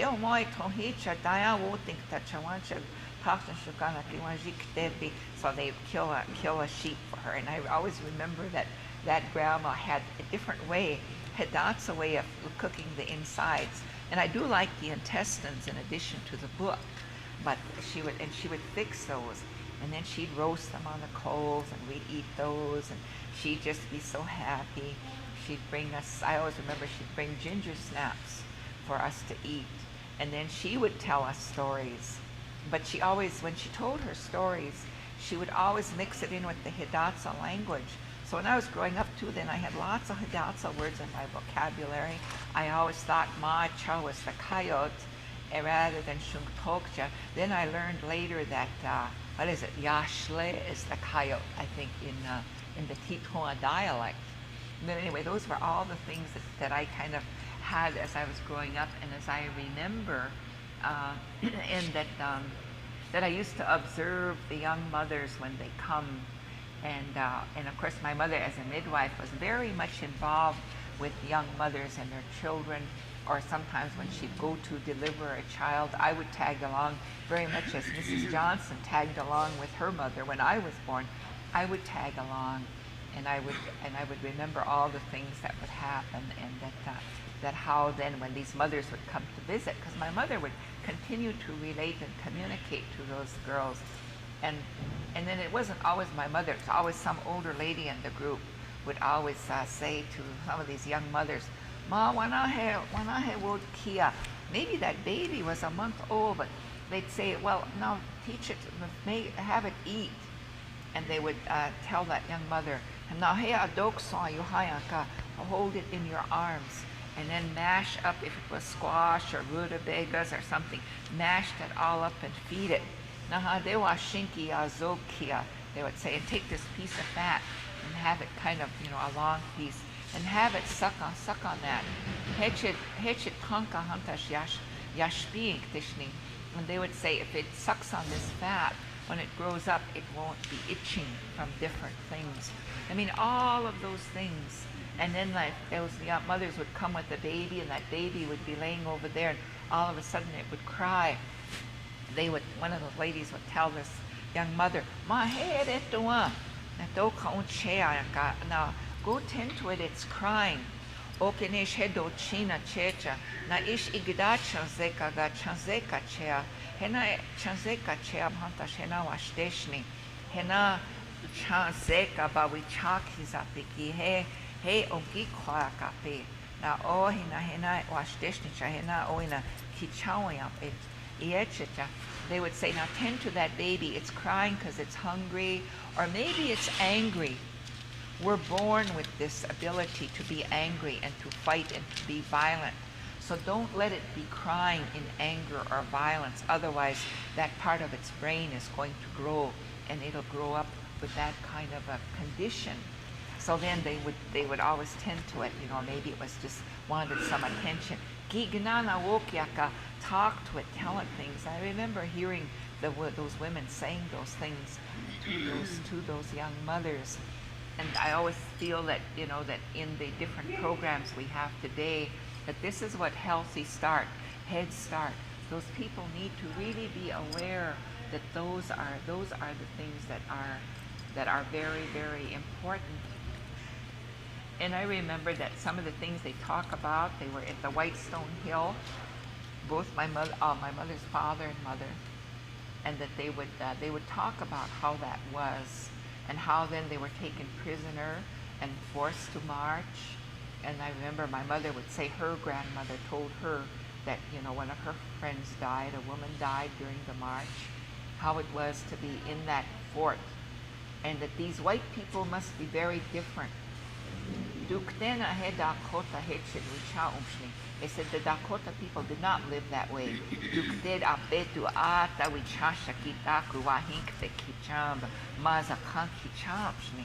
They would say that never in our own villages was one of our men ever dealing with his arrows all day or dealing with his guns. But these white soldiers, they would be out there all day marching around with these guns, and they said that terrified them. So they really believed that there was that need to curb anything that was violent in themselves as people. Now, I always remember, like Judy mentioned, that when something was sad, that the women cried very, very hard and very, very loud. And then the other thing that used to happen, you don't see that anymore, but when these women didn't see each other for a long time, they would come and they would greet each other and they would embrace and they would cry. They would really cry. And I always used to think, oh my goodness, I remember somebody would be coming. My mother would be just happy. Oh, my so-and-so's coming to visit. But I knew she was going to cry, and I'd always feel bad. Why did they cry? Oh, my mother said, we remember all the ones that died before and all the ones that used to be with us. So we cry, but of course we're happy too that we can see each other. And the men, I remember there was always a lot of expressions. Oh, those kind of things the old people would say. And of course, if necessary, they too would cry. It was something very, very sad. So expressing emotions, and of course there was always the laughing and always the time for the humor. You know, the brothers-in-law and could tease the sisters-in-law and vice versa. And there was always a lot of that going on.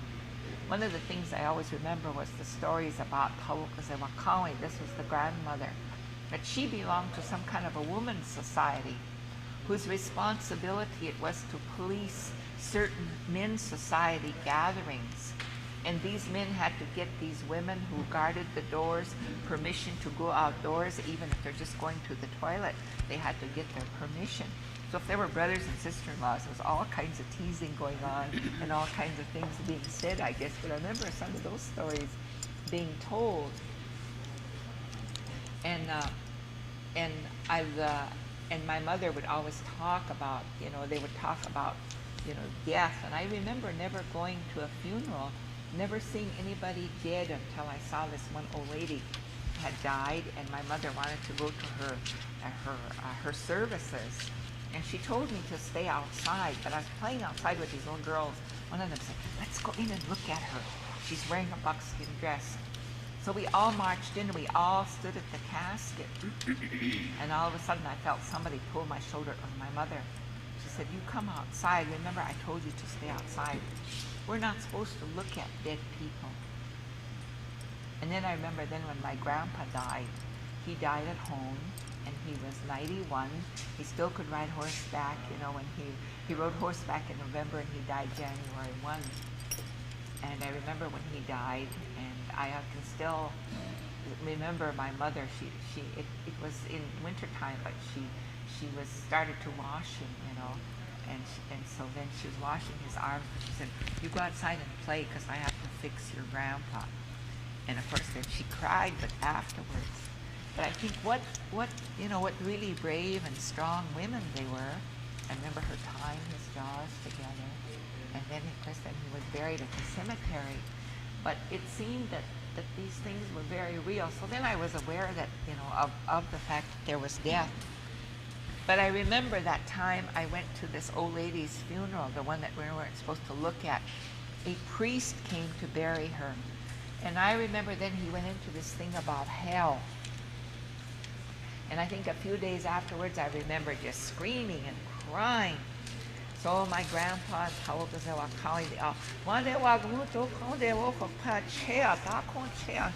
said, "Why is she crying like that? You better find out." So my mother finally took me and kind of held me and said, "Now what are you crying for?" "Oh," I said, "I don't want to go to hell." So then I was told then that, well, that was something that somebody else believed. It wasn't like that with us. When time came, the relatives would come and get us, and we would go somewhere. But then afterwards, then the Northern Lights were explained to me how that was the place where the spirit was. So I understood those things. And of course, we understood then about the ghosts. Be careful about the ghosts, because they're always, wherever the people leave their belongings or wherever their bones are, there's the ghosts, and there were two different things. Nari and Wanahi, they said, were two different things. Well, I always remember that, those kinds of teachings. And it seemed like even if things were bad, like there was this death or something happened, that there were always things that had to be done. And I remember during World War II, when the depot agent brought the message that my oldest brother was killed in North Africa, that we had somehow butchered a beef at that time, and it was in June, and my mother was cutting meat. She cried, and the lady was there, but they had to tend to the meat. So they went through and they just finished cutting it. But it was just seemed like, you know, no matter what, if it was something that was negative like that, yet there were things that you had to do. You had to keep on cooking. You had to keep on tending to the sheep. You had to keep on tending to the horses. You had to keep on getting wood to get ready for winter. You just tended to the things that needed to be done, so these things didn't overwhelm you. And I think that was just the example, you know, that you dealt with all these negative things in that way. And it was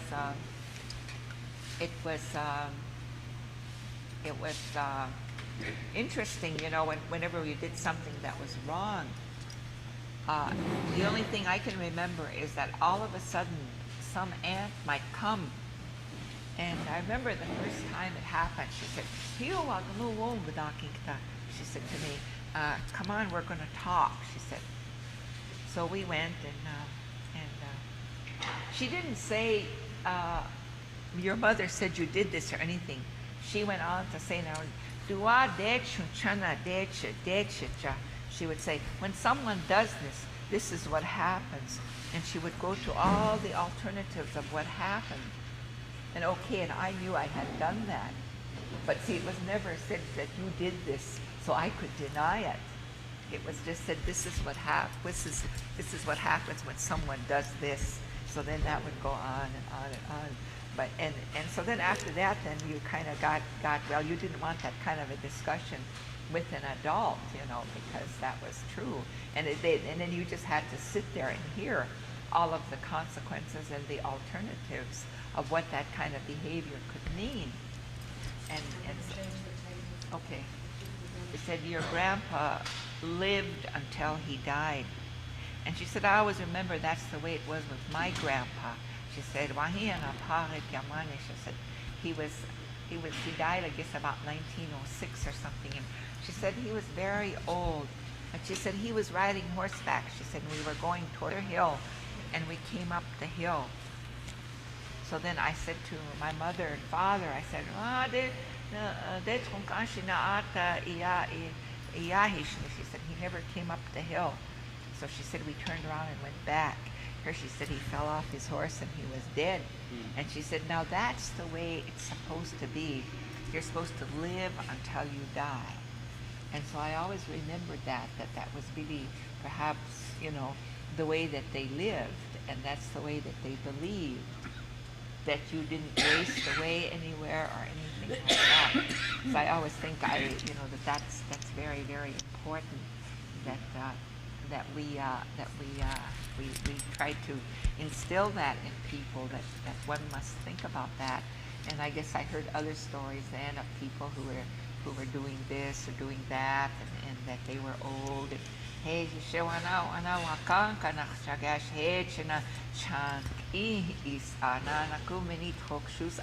were talking about some old lady. She was very, very old, but she continued to haul wood. She continued to haul water. They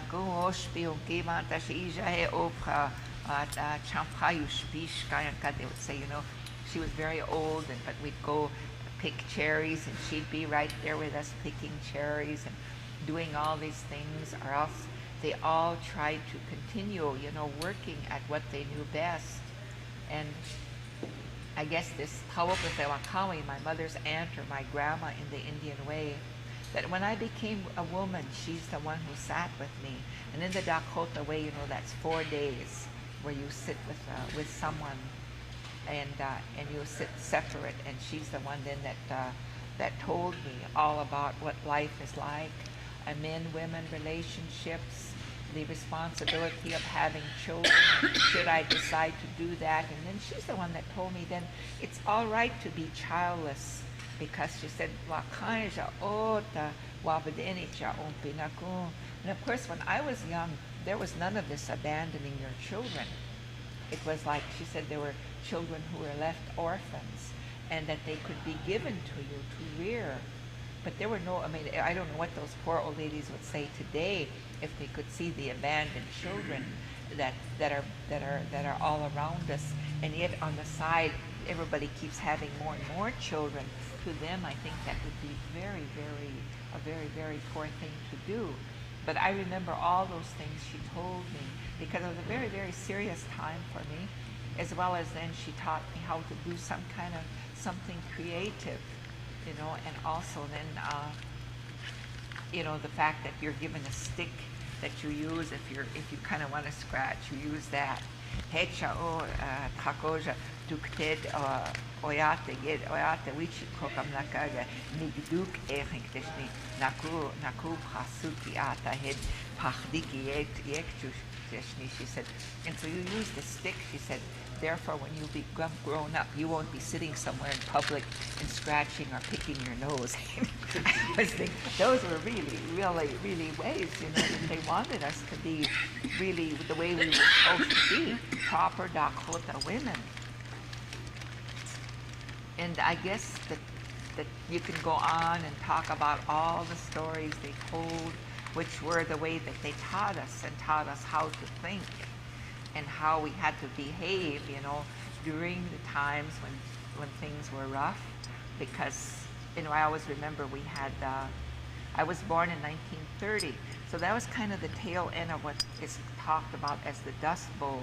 And I would always remember getting very, very afraid when the dust storms would come, but my mother would light the lamps, and she'd say, and then she'd make sure that the sheep were brought into the corral, and the horses were put in the barn, and so forth, and all those kind of things happened.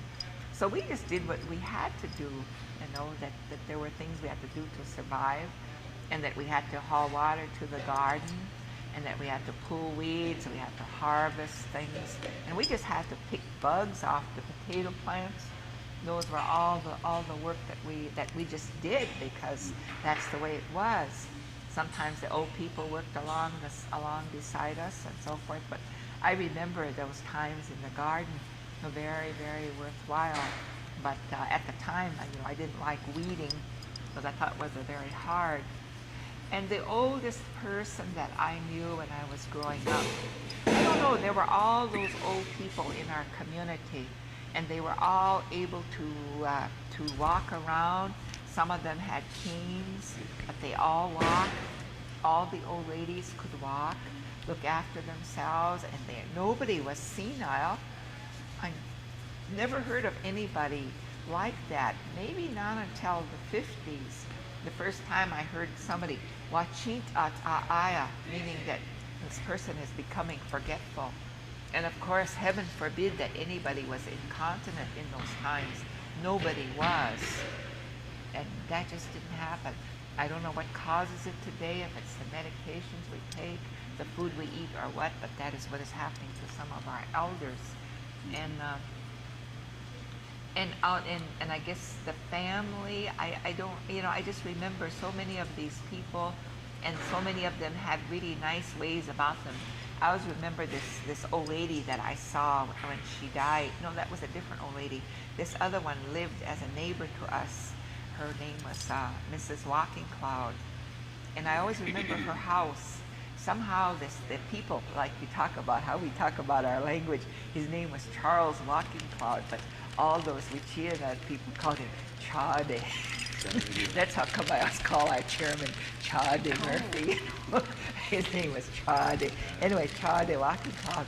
And you see that for some reason, all these people do things differently. Like the Eastern Dakota, for some reason, they're big on lineal descendancy. If you're related over there, when they played out their treaty money, they paid it to anybody who had connections over there. And so then Charlie Walking Cloud got this treaty money from Sisseton a long, long time ago. So they had a 3-room house. They were the only ones that had a 3-room house in that area where we lived. We used to enjoy going there because Mrs. Walking Cloud was always smiling. She'd come out of the house, she'd come out and greet us. So nice you come to visit. Meaning get off the wagons, everybody get off. I always remember eating potato soup at her house for some reason. It was made different. It was potatoes and kind of mixed with flour. And I don't know if there was any milk in it. Maybe there wasn't. But there was kidney fats mixed into it, dried kidney fats. And I always remember eating that. And I always remember going to their house. And I remember one time my mother and my brother were out somewhere, and here the dogs tackled the skunk. And and of course everybody